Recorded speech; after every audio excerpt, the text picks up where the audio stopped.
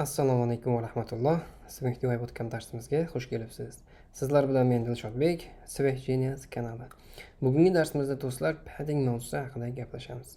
Padding mavzusi biz UI'larni professional darajada ko'rsatish uchun, ya'ni murakkab UI'larni ham chiroyli ko'rinishda ko'rsatish uchun foydalanamiz. Bu biz paddingni bugun chuqurroq o'rganamiz. Paddingni asosiy maqsadini bir ko'radigan bo'lsak, bu UI elementlari uchun ichki bo'shliq yaratish uchun foydalanamiz. Demak, hozir biz misollar bilan ko'radigan bo'lsak, yanada tushunarliroq bo'ladi. Darsimizga e'tiboringizni yaxshiroq qaratishingizni so'rab qolaman va like, kommentariya va obuna bo'lishni unutmang. Biz darsimizni boshladik. O'tgan darsimizda biz mana bu effektni ko'rib chiqdik. Endi bugungi darsimizda esa yangi fayl command n ni bosib, demak biz yangi fayl yaratamiz.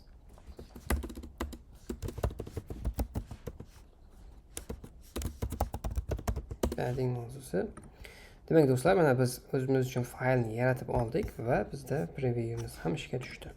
Endi biz tekst bilan tushunarliroq bo'ladi, demak boshladik. Birinchi background berib ko'ramiz. Biz frameimiz qayerda joylashganligini ko'rish uchun, demak bunga blue beraylik. Mana do'stlar, e'tibor qilishimiz mumkin, ko'rishingiz mumkin. Mana tekstimiz mana shu frameda joylashyapti. Va ko'rishingiz mumkin, mana bu boshlanishi va oxirgi qismi juda ham bir-biriga tig'iz shaklda joylashgan. Va biz mana shu ichki, agar biz padding beradigan bo'lsak, ichki qismida chiroyli ko'rinishda padding, ya'ni ichki bo'shliq yaratishimiz mumkin. Undan oldin biz frame orqali ko'ramiz. Demak, frame orqali ham biz buni ishlatishimiz mumkin. Buni 100 ga 100 qilaylik, tushunarliroq bo'lishi uchun. Mana biz buning uchun demak ma'lum masofada joy ajratyapmiz. 100 emas, masalan buni 80 beradigan bo'lsak yoki 50 beradigan bo'lsak, mana bunaqa chiroyli ko'rinishda ham keltirishimiz mumkin. Ammo bu bizning tekstimizga nisbatan, kontentga nisbatan moslashuvchan emas. Misol uchun mana bu joyda tekstimizni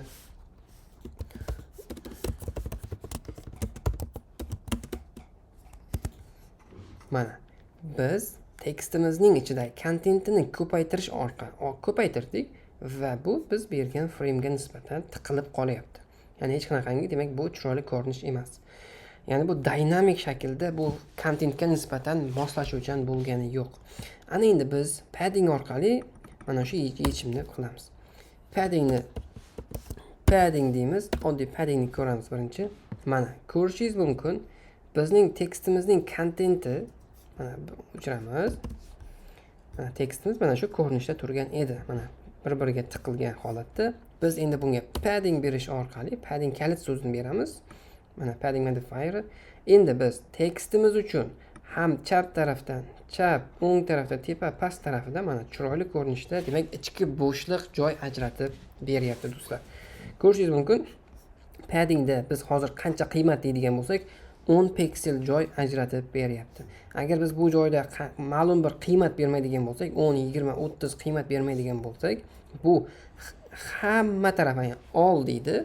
Birinchi holatida hamma joyiga 10 pikselda, demak joy ajratib beryapti.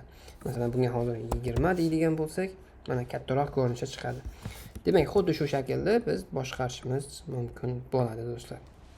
Ana endi biz paddingni yanada yaxshiroq ko'rish uchun yana bir marta padding beramiz va bundan keyin yana bir marta background beramiz. Yellow beradigan bo'lsak, mana bizning ikkinchi marotaba biz padding beryapmiz. Paddingimiz esa mana bu sariq ko'rinishda. Ya'ni mana shu sariq bizga ikkinchi mana bu qo'shib bergan paddingimizni vizual shaklda ko'rish uchun mana bu background yaratyapmiz. Mana shu joy biz uchun padding qismi hisoblanyapti. Bu mana shu tekstga nisbatan ichkaridan bo'shliq joy ajratib bormoqda. Tashqaridan joy emas, kontentni mana shu UI elementini ichkari qismidan, demak tashqariga qarab joy ajratib bormoqda do'stlar. Ana endi yana bir misol bilan ko'ramiz, yaxshiroq tushunarli bo'lishi uchun. Demak, tekst beramiz. Keyin endi biz do'stlar paddingni berishimizda e'tiborli bo'lishimiz kerak. Padding beramiz va background beramiz.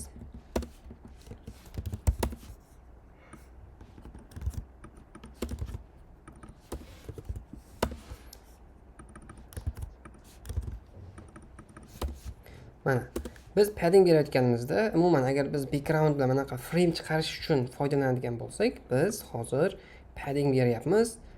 Padding birinchi beryapmiz va paddingni backgrounddan keyin beryapmiz. Mana shu ham muhim. Mana bizda birinchi ko'rinishimizda padding birinchi berilyapti va tekstga, kontentga nisbatan joy ajratib olyapti va ajratilgan joyni background orqali ko'rsatib beryapmiz. Bu ko'rinishda esa birinchi kontentimizning o'zi umumiy frame mana shu ko'rinishda va bunga background beryapmiz. O'sha frame ni ko'rsatyapti.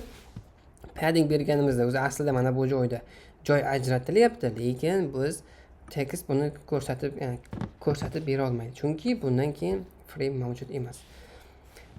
Demak, tushunarli bo'ldi do'stlar. Mana bu joyda biz paddingni ketma-ketligini to'g'ri ishlatishimiz ham biz uchun muhim hisoblanar ekan. Paddingni hozir yana bir marta olib beradigan bo'lsak, mana ko'rishingiz mumkin. Bunda biz mana o'zi asli mana bu ko'rinishda, chiroyli ko'rinishda chiqqan edi va biz paddingni ikkinchi bergan edik. Shuning uchun padding birinchi backgrounddan birinchi holatda beriladi. Boshqa holatlarda esa vaziyatga qarab ishlatiladi. Demak, buni o'chirib turamiz. Mana ikkalasi ham bir xil ko'rinishda chiqyapti do'stlar. Endi biz yana bir misol bilan ko'ramiz. Demak, mana do'stlar tekstimiz turibdi. Bu tekstimiz uchun biz frame beramiz. Frame max width infinity beramiz va bunga background beramiz. Mana do'stlar, ko'rishingiz mumkin. Bu frameimiz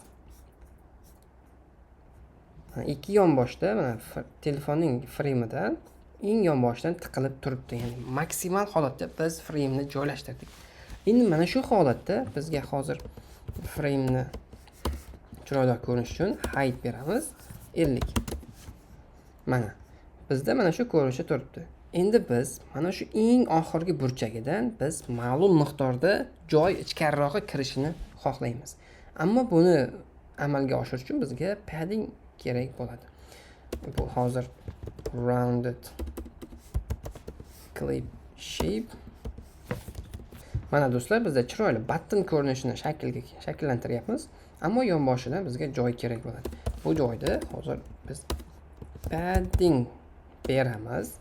Endi biz padding bergan vaqtimizda e'tibor qilishimiz kerak. Padding deganimizda bizda ma'lum taraflarga ham berishimiz mumkin bo'ladi. Endi biz paddingni bosamiz va bunga gorizontal shaklda padding bersin deymiz. Mana 10 pikselda biz joy ajratyapmiz. Mana ko'rinishimiz ajoyib ko'rinishda, ya'ni professional ko'rinishda chiqyapti. Bu esa mana pastdan button ko'rinishda chiqadigan bo'lsa, ya'ni next button bo'ladigan bo'lsa ham, demak bizga bu chiroyli ko'rinish beryapti do'stlar. Demak, tushunarli bo'ldi. Mana bu biz framelarimizni mana shunday oxiriga ham joylashyapti va undan ichkariroqqa qismga bizga joy ajratyapti. Demak, tushunish uchun biz hozir frame'ga, umumiy frame mana shu to'liq joylashgan edi. Mana hozir yana bir tushunarli bo'lish uchun o'zi aslida mana bu tiqilib turibdi. Endi biz padding beryapmiz. Gorizontal shaklda, ya'ni gorizontal shaklda bizga padding ajratyapmiz. O'zi telefonga nisbatan oxiriga yetib bo'lgan, frame oxiriga yetib bo'ldi. Endi bunga padding beryapmiz. Bu ichkariga nisbatan beryapti. Ya'ni ichkaridan padding yaratganligi uchun mana bu ichkariroqqa suriladi. Mana padding berganimizda bu ichkariroqqa suriladi. Va bundan keyin yana bir marta biz background beradigan bo'lsak, green beradigan bo'lsak, mana bizning paddingimiz frame ga nisbatan ichkariroqqa gatak siljityapti. Mana shu paddingni biz hozir 40 beraylik. 40 beradigan bo'lsak, demak 40 paddingda demak ichkariga siqib kirityapti. Chunki biz o'zi oxiriga yetib kelganmiz. Mana frame'ni oxirgi qismiga yetib kelganmiz do'stlar. Demak, tushunarli bo'ldi do'stlar. Mana shunday holatlarda, burchaklarga tiqilib qolgan holatlarida, masalan, tiqilib boshqa joy qolmaydigan bo'lsa, ammo biz sal ichkariroqqa kiritishimiz kerak bo'lsa, biz mana shunaqangi paddingdan foydalanamiz. Endi paddingni yaxshiroq tushunish uchun padding deymiz. Edges, links, mana ishlatishda ikki xil ko'rinishi mavjud. edges bo'ladigan bo'lsa, bu joyga vertical, top, bottom, horizontal, leading, all.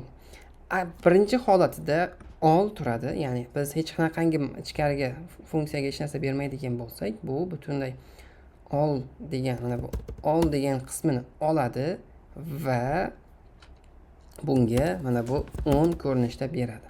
Agar biz hech qanaqangi qiymat bermaydigan bo'lsak, defaultning ko'rinishi mana shu ko'rinishda bo'ladi. Ana endi biz bunga vertikal holatda berib ko'ramiz.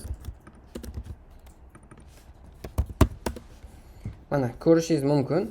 Vertikal holatda tepadan pastga, tepa qismi va past qismi uchun demak bizga bo'sh joy ajratib beradi. Agar biz leading deydigan bo'lsak, faqat chap taraf uchun, trailing deydigan bo'lsak, faqat o'ng taraf uchun padding, ya'ni bo'sh joy ajratib beradi ichki qismi uchun. Bottom faqat past qismi uchun, top deydigan bo'lsak, faqat top qismi uchun, horizontal qismi uchun joylashtirib beradi. Endi bunga all deydigan bo'lsak, butun hamma qismi uchun bizga demak bo'sh joy ajratib beradi. Bu esa bizga dinamik ko'rinishda xohlagan tarafimizga moslashtirish uchun demak biz bundan foydalanar ekanmiz. Ana endi do'stlar, yana bir e'tibor oladigan jihatimiz, text bu paddingimiz dinamik ko'rinishida bizning kontentimizga nisbatan moslashadi. Bu joyda tekstimizning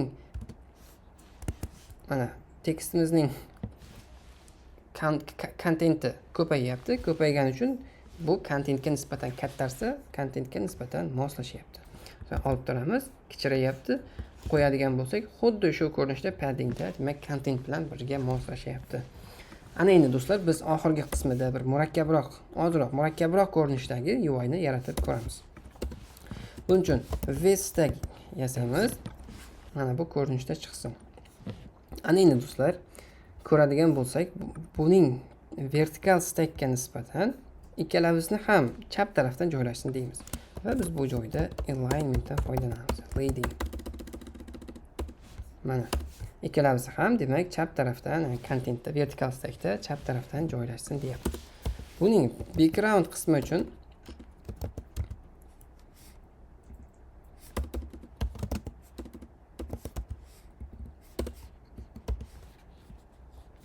bunga white beramiz.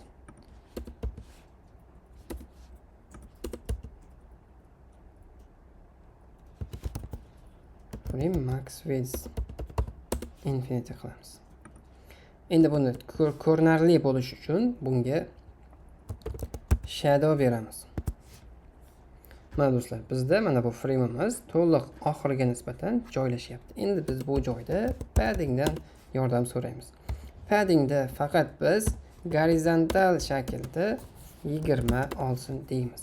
Mana yonboshidan faqat gorizontal, faqat ikki yonboshidan gorizontal shaklda padding qo'shsin deyapmiz. Ana endi biz bundan oldin clip shape qilamiz. Rounded rectangle 20. Mana do'stlar, ko'rishingiz mumkin, bizda chiroyli ko'rinishda chiqyapti. Endi biz paddingimizni mana bu ichki qismiga ham padding beryapmiz. Biz hozir mana bu oxirida bergan paddingimiz mana bu burchaklar eng burchagidan ichkariroqqa kirgizish uchun foydalandik. Endi biz yana bir marotaba backgrounddan oldin bu joyda padding beramiz. Mana bizda ichki qismidan endi demak paddingni ko'tarib beryapti. Va biz bu paddingimiz mana bu tarafga chiqib ketmayapti, chunki o'zi maksimal darajada tiqilgan va oxiridan biz padding berganmiz, o'zi qisib qo'yganmiz. Boshqa boradigan joy yo'q. O'shaning uchun faqat mana bu ko'rdingiz, mana bu ichkaridan gorizontal shaklda padding ishga tushyapti mana. Ko'rishingiz mumkin, faqat tepa qismini o'zgartira olyapti, chunki o'zi maksimal darajada yonboshlari tiqilgan, boshqa joy yo'q. Joy bo'lganda u yonboshga ham ishirib bergan bo'lar edi. Joy ajratib bergan bo'lar edi. Ana endi do'stlar, biz yana bir qarashimiz kerak. Mana bu tekstimiz va mana bu tekstimizning o'rtasida ma'lum masofada joy juda ham kam. Mana bu joyda biz vertical stackda spacing orqali ham boshqarishimiz mumkin. Masalan, spacing deb turib 30 beradigan bo'lsak, orasida joy ajratishimiz mumkin. Agar biz yana bitta qanaqadir tekst beradigan bo'lsak,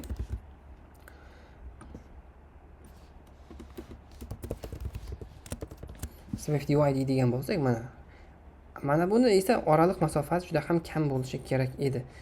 Bunday holatda vertical spacingdan foydalangan bo'lsak, hammasi bir xil ko'rinishda bo'lib qoladi. Buni o'chirib turamiz. Mana bu ko'rinishida biz tekstga nisbatan ikki xil ko'rinishda foydalanishimiz mumkin. Padding deymiz. Bottomidan 20 bo'lsin deymiz. Mana tekstimizning bottom qismidan 20 qismda joy ajratsin deyapmiz. Agar biz buni olib bu tekstga nisbatan beradigan bo'lsak, padding deymiz. Bu top.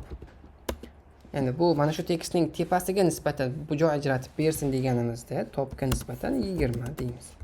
20 beradigan bo'lsak, mana bu joydan bizga joy ajratib beryapti. Bu esa bizda ikkita UI elementini bir-biridan orasida, demak, ozroq qancha miqdorda, demak, pikselda joy ajratish kerak bo'ladigan bo'lsa, o'shani biz padding orqali boshqarishimiz mumkin bo'ladi, do'stlar.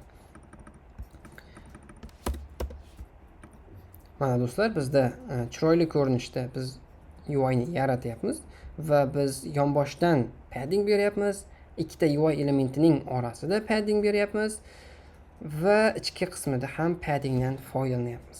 Demak, mana shunaqangi shaklda paddinglarni ketma-ketlikda yoki to'g'ri joyda foydalanish orqali mana bunaqa professional ko'rinishda, ya'ni biz hozir bu ma'lum bir aniq dizayn bo'lmaganligi uchun oddiy ko'rinishda bir chiroyli ko'rinish yasab ko'ryapmiz. Demak, do'stlar, bugungi darsimiz shundan iborat. Agar sizda qandaydir savollar yoki tushunmagan joylaringiz bo'lsa, albatta izohlarda yozib qoldiring. Ularni ko'rib, albatta javob berishga harakat qilaman. Darsimizga like, kommentariya va obuna bo'lishni unutmang. Do'stlaringizga ham jo'natib qo'ying. Keyingi darsda biz spacer mavzusini ko'rib chiqamiz. Xayr, keyingi darsda ko'rishguncha salomat bo'ling.